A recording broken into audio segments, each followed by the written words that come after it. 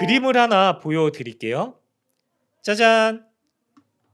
되게 망측하고 기괴한 그림처럼 보이겠지만은요, 이 그림이요, 얼마 전까지 세상에서 두 번째로 비싼 그림이었대요.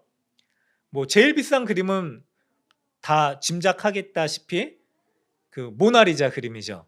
뭐 가치를 매길 수 없는 그림이라고 하는데요. 이 그림은 현대 미술의 거장 입체파 화가였었던 피카소가 그린 알제의 여인들이라는 작품이에요. 이게 2015년 경매로 1억 8천만 달러?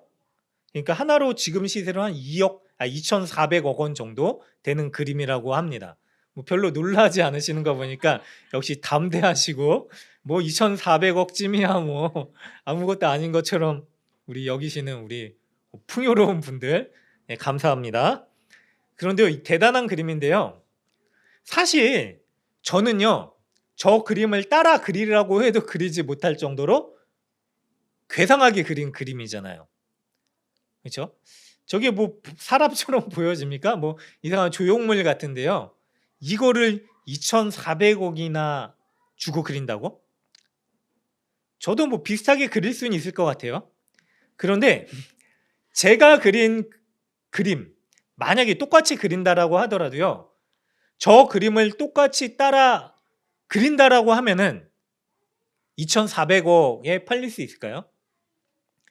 아니죠. 제가 그렸기 때문에 2,400억이 아니라 저는 한 1조 2,400억 정도 받을 거라고는 생각하지만 그 돈을 주고 살 사람은 없을 겁니다. 피카소라고 하는 위대한 화가가 그렸기 때문에요, 저 그림이 저렇게 사람들의 호응을 얻고 반응을 얻게 되는 것이죠. 작품은요, 누가 만들었느냐에 따라서 그 가치가 달라지게 되는 것이죠. 그런데요, 오늘 성경 본문에 보면은요, 이제 더 안 보셔도 돼요. 그냥 비싼 그림이다 라고 하는 것으로 끝내시면 되고요. 오늘 성경 본문에 보면 2장에 하나님께서 다시 사람을 지으신 이야기를 말씀하십니다. 하나님께서요, 땅의 흙으로 사람을 지으셨다라고 얘기를 해요. 여러분, 우리가 원재료가 뭐라고요? 흙이에요. 그런데 원어로 보면은요, 그냥 흙이 아니라 티끌 먼지라고 얘기를 합니다. 그러니까 예전에 그 김광석 씨인가요? 먼지가 되어 바람의 날, 뭐 저는 저 이전에 나왔었던 노래라서 잘 모르는데 어쨌든 우리는요, 먼지 같은 존재예요. 근데 생각해 보세요. 먼지 같은 존재로 원료가 지어졌는데요, 하나님이 지으셨기 때문에요, 하나님이요, 우리를 보시고 기뻐하시고 마치 그 2,400억짜리 그림을 걸어 놓은 것보다 더 기쁜 모습으로 우리를 바라보고 계시는 거예요. 사랑하는 여러분들, 그렇게 하나님의 귀하고 귀한 하나님의 작품이 바로 여러분들입니다. 우리 옆 사람 볼까요? 당신을 보니까 너무 행복합니다. 당신이 하나님의 작품입니다. 하나님의 작품이기 때문에요, 우리의 생각으로 이해가 되지 않을 수도 있는 거예요. 맞잖아요. 저런 사람이 다 있지. 그래도 하나님의 작품이니까 내가 좀 이해가 되지 않더라도, 아까 그 그림 보셨죠? 이게 이해가 됩니까? 뭐 세모랑 네모 그려놨는데 사람처럼 그려놓은 거를 작품이라고 해놨는데, 그래서 하나님의 작품이기 때문에 그래요. 자, 왜 우리가 하나님의 작품이 될 수 있냐면, 먼지로 와서요, 먼지로 돌아가는 존재이지만은요, 오늘 말씀을 보니까요, 흙으로 사람을 지으셨지만 생기를 그 코에 불어 넣으셨대요. 그리고 사람이 생명이 되었대요.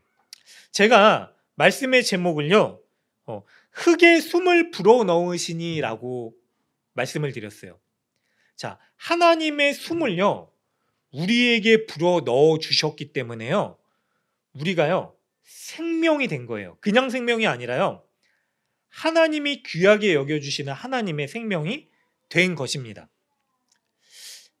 지금도 그러는 분들이 있으신지 모르겠는데요. 예전에 우연히 그 TV 프로를 보니까 그 미우새였나요? 아니면은 돌싱포맨인지 모르겠는데 되게 재밌잖아요. 적나라하게 진솔하게 막 삶의 얘기를 하는데 거기서 이상민 씨가 이런 질문을 하더라고요. 누군가한테 아침에 일어나서 아직도 키스하는 사람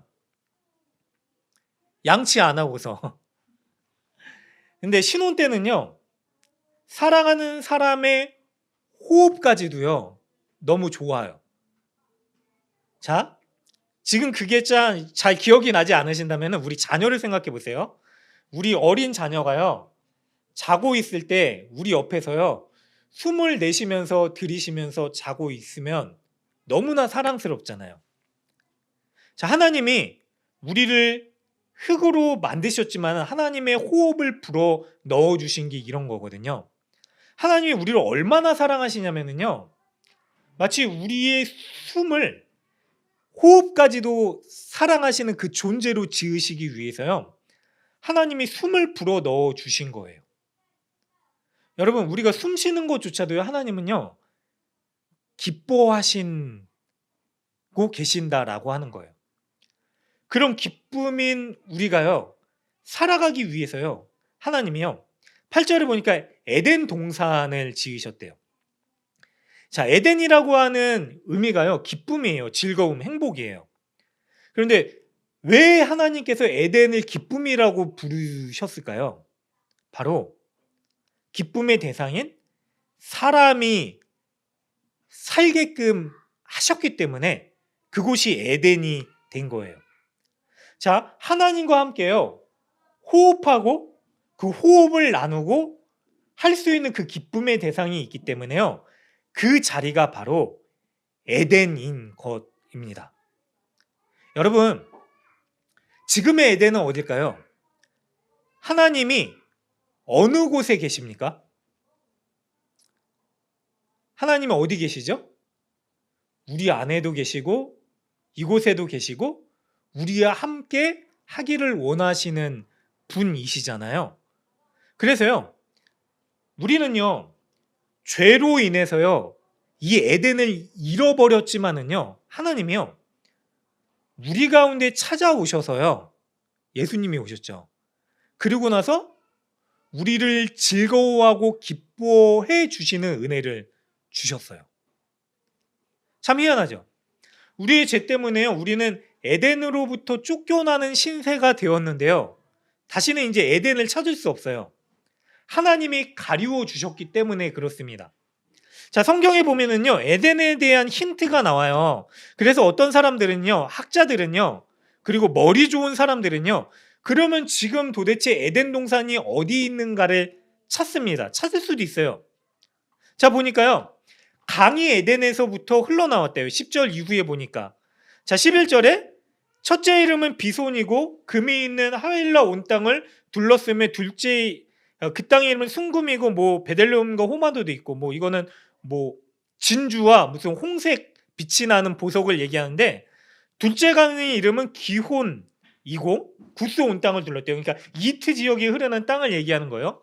근데 이런 지명들을 보면서 이 두 강은 어딘지 모르지만 셋째와 넷째는 히데길인데 이게 히브리식의 티그리스 강을 얘기하는 거예요. 그리고 유브라데는 유프라테스 강.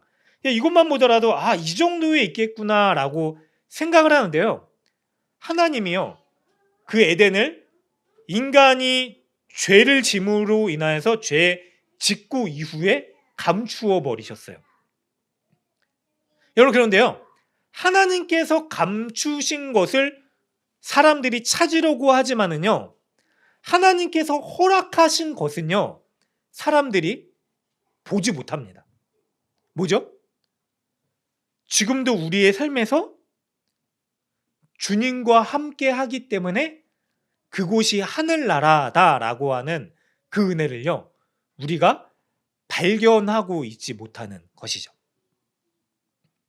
사랑하는 여러분들, 지금도요 우리 주님과 함께 동행하는 그 자리가요 에덴이고 하늘나라로 주어진 은혜임을 꼭 기억할 수 있는 우리 모두가 되시기를 간절히 소망합니다.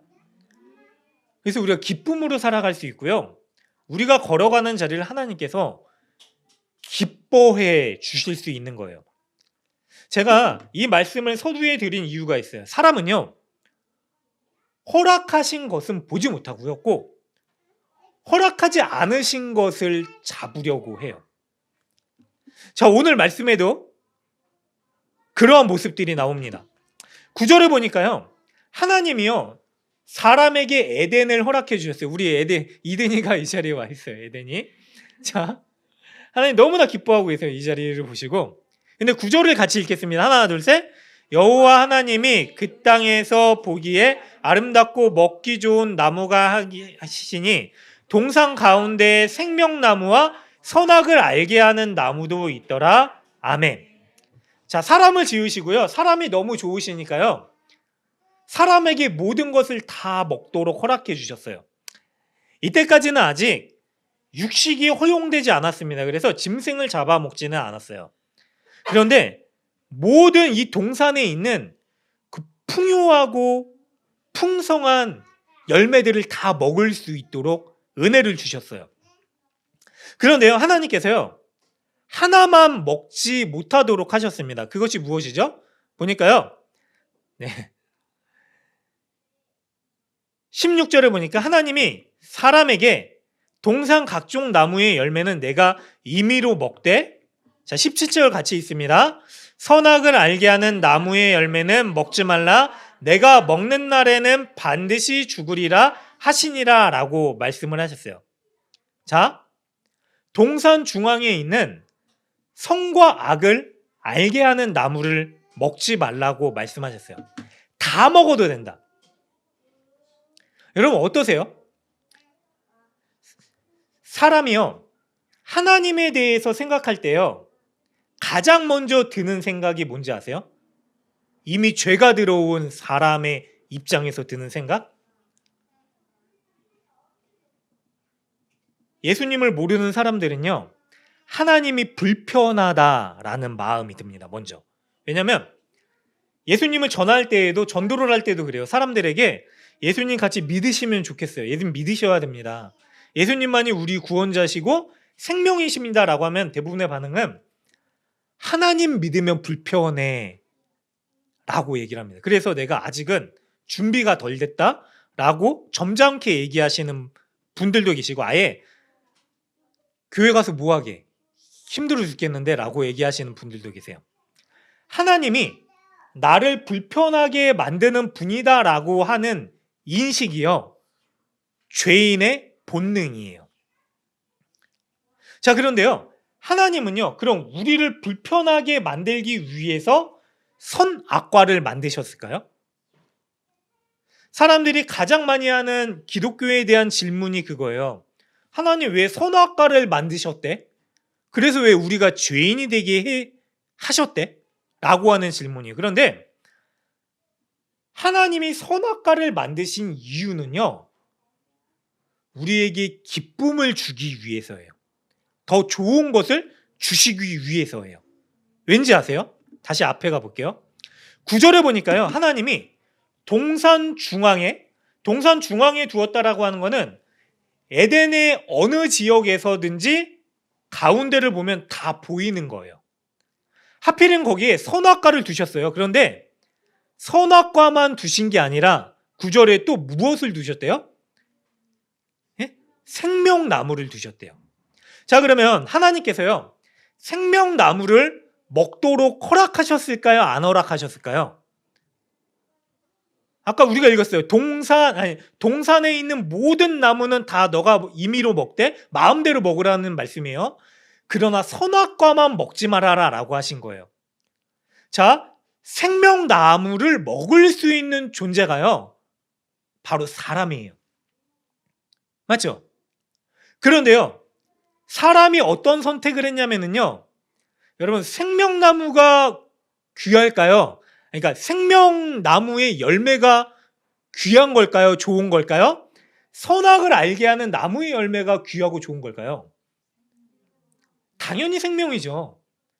생명을 잃으면은요, 우리는 다시 먼지로 돌아가는 거예요.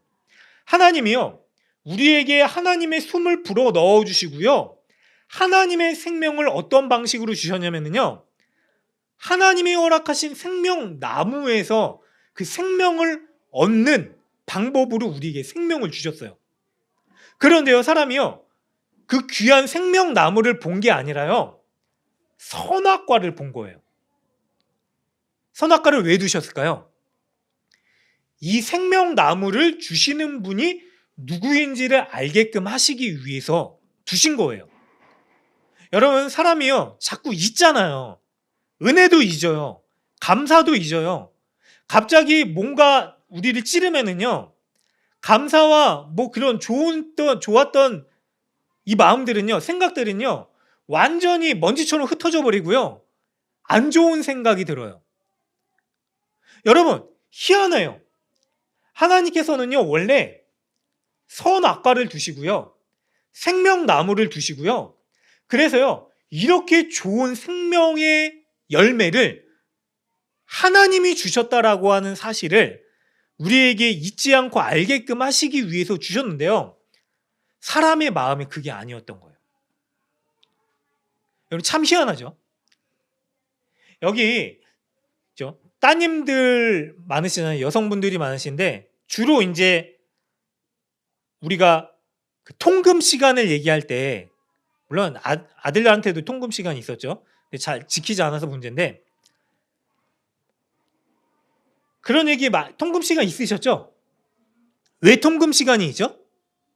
나의 자유를 억압하려고 우리 부모님이 나를 못 살게 굴라고 통금 시간을 만드셨습니까? 아니면은 걱정되고 보호하기 위해서 통금 시간을 정한 겁니까? 보호하기 위해서. 만약 우리 자녀가요, 너 마음대로 다 해도 돼. 너 마음대로 해. 진짜 뭐든지 다 네 마음대로 다 해도 되는데 딱 하나만 지켜. 11시도 아니고 그래, 12시 전에만 들어와. 12시 전에만 들어와 라고 얘기를 하면 이 자녀가 어릴 땐 지키죠. 근데 자라면서 고등학생이 되고 대학생이 됐어요. 그럼 통금 시간 한 번도 안 어기고 지킬까요? 안 지킬까요? 친구들이랑 놀다 보면은 뭐 음주 가물을 해서가 아니라 친구들이 뭐 노래방도 가고 막 얘기하고 커피숍에서 웃고 떠들고 하다 보면은, 요새는 버스도 막 자정 넘어서까지 다니잖아요. 지하철도 그렇고. 놀다 보니까 늦어질 수 있어요. 그런데요, 부모님 입장에서 애 같아서 얘기를 하죠. 잔소리처럼. 너 왜 마음대로 다 하라 그랬는데 통금 시간을 어기는 거야. 12시 전에만 들어오라 그랬잖아. 자녀가 뭐라 그럴까요? 대부분 엄마 때문에, 아빠 때문에 아무것도 못해. 내가 12시에 들어와야 돼가지고 내가 그것 때문에 포기하는 게 얼마나 많은지 알아? 엄마 아빠 때문에 아무것도 못해라고 얘기를 하는 게 우리예요. 맞죠? 아니, 언제 아무것도 하지 말라 그랬습니까? 다 해도 된다라고 얘기를 했어요. 근데 12시까지만 들어와라, 통금 시간만 지켜라 라고 했는데요, 우리는요, 그것 때문에 아무것도 못해 라고 생각을 해요. 이게 우리의 마음이에요. 여러분, 하나님께서는요, 우리에게 그런 자유를 선택하도록 선과 악을 알게 하는 나무를 주신 게 아니거든요. 사실 뭐냐면요, 더 좋은 생명의 나무를 선택할 수 있는 기쁨을 누리게끔 하시기 위해서. 그래서 이 좋은 것을 누가 주셨는가를 알게 하기 위해서. 그래서 그 기쁨을 누리고요, 날마다 그 더 좋은 것을 주시는 하나님과 교제하며 함께하는 기쁨을 누리게 하시기 위해서 선과 악을 알게 하는 나무를 주셨어요. 그런데요, 뱀이 이걸 찌르죠. 사람의 마음이 불편해지는 거예요. 동산의 모든 나무를 다 먹을 수 있어요. 나무를 먹는 게 아니라 나무의 열매를 다 먹을 수 있어요. 마음대로 할 수 있어요. 2장 뒷부분에 넘어가면은요, 사람이요, 심지어는 하나님처럼 행해요. 동물들의 이름을 지어요. 그건 뭐냐면요, 이름을 준다라고 하는 의미는요, 내가 그를 다스리는 존재다라고 하는 의미예요. 우리 자녀의 이름을 누가 지어줍니까? 대부분 부모, 아니면 뭐 할아버지, 할머니. 내 자녀다, 내 소유다 라고 하는 의미예요. 맞죠? 하나님이 그것도 허락하셨어요. 에덴 동산에 있는 모든 동물들의 이름을 아담이 어떻게 짓는지를 보고 기뻐하셨어요. 하나님의 권한을 다 주신 거예요. 그런데 그 권한을 주신 분이요, 그 권한과 은혜를 더 기쁘게 누리도록 하기 위해서 그걸 준 분이 있다. 그래서 그거를 준 대상과 기쁘게 교제하고 소통하고 나누도록 하기 위해서 준 게 선악과인데요. 날마다 동산 중앙을 보니까 그 생명의 기쁨을 묵상하는 게 아니라요, 내가 이렇게 다 할 수 있는데 왜 저것만 못해? 를 묵상하게 되는 거예요. 여러분, 이게 우리의 모습 아닙니까? 우리 가운데 하나님이 허락하신 얼마나 많은 은혜들이 있습니까? 근데요, 우리가 비교하게 돼요. 저 사람한테는 저게 있는데 나한테는 없네? 나도 저거 가지고 싶다? 그런 마음이 단순히 들 수는 있는데요, 그게 탐욕이 됩니다. 그리고 죄가 되고요, 저거 뺏어야겠다 라는 마음이 들어오고요, 결국 그거를 강탈합니다. 사단이요, 전곡을 찔러요. 뱀이 와서 아담과 하와의 전곡을 찌르고, 정말 동산 중앙에 있는 나무를 먹지 말라고 하셨냐? 그거 먹으면 죽을까? 죽는다라고 하셨냐? 그 유혹에 넘어가죠. 여러분, 우리가 자녀를 기를 때 그러잖아요. 가장 많이 하는 말이 뭐죠? 안 돼. 하지 마. 근데 알고 계시잖아요. 저도 들어서 알고 있어요. 저희 아내가 가르쳐 주기도 하고, 그 대화법보다는 이렇게 하는 게 더 좋을 것 같아. 맞죠? 그래서요, 선악과 옆에요, 생명나무를 두셨는데요, 야, 선악과가 아니라 생명의 기쁨을 너가 누리길 바래. 더 좋은 것을 주셨는데요, 우리가 선악과를 선택하게 됐죠. 그러면 선악과를 따먹은 게 왜 문제가 될까요? 하나님이 저 맛있는 과일을 감히 나만 먹어야 되는데 따먹어서, 뺏어 먹어서 화가 나신 게 아니죠.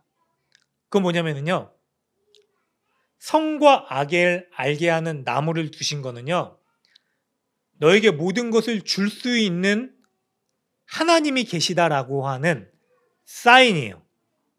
그 말은 뭐냐면요, 내 사랑하는 아담아, 내 사랑하는 나의 기쁨의 대상아, 너는 나 없이는 살 수 없는 자야. 내가 너의 기쁨이요, 너를 만족시켜 줄게 라고 하는 의미였습니다. 근데 결국 사람이 선악과를 따먹은 건요, 그 하나님 필요 없다예요. 하나님이 만족이 아니라 나의 만족을 내가 만들어 가겠다가 된 거예요. 여러분, 사단이요, 사람들에게 유혹하는 유혹의 내용이 뭔지 아세요? 목적이? 사단을 섬겨라 라고 사단은 한 번도 유혹하지 않았어요, 성경에서. 너 내 다스림을 받아라가 아니라요, 사단은요, 네가 하나님 없이 살 수 있는 존재고 네가 네 인생의 주인이 돼요. 사단이 끊임없이 그걸 주입하고 있어요. 우리가요, 하나님과 함께하며 하나님의 다스림과 교제 가운데 하나님과 함께 호흡하는 그 호흡으로 살아가는 자가 아니라요, 너 혼자 숨 쉴 수 있으니까 하나님 없이 살아도 돼가 사단이 주는 유혹이고요. 그리고 그게 바로 우리의 가장 큰 우상입니다. 그렇지 않으세요? 가장 큰 우상은요, 나예요, 나라는 형상. 하나님 없이 내가 다 할 수 있다, 나라는 우상. 근데 하나님은요, 그게 아니라, 네가 아니라 내가 너의 하나님이다 라고 말씀을 끊임없이 하고 계시고 있는 것입니다. 여러분 어떠세요? 지금 우리 가운데 그 하나님의 음성이 들려지고 계십니까? 내가 너와 함께 하고 있어. 들을 수 없는 우리 가운데요. 그래서요. 하나님께서 찾아오시고요. 하나님이신 예수님께서 우리 가운데 친히 찾아와서 우리가 해결할 수 없는 문제를 해결해 주신 것이시죠. 사랑하는 여러분, 이것을 꼭 기억하셨으면 좋겠어요. 하나님은요, 지금도요, 우리와 함께 하시는 기쁨을 누리기 원하시고 계십니다.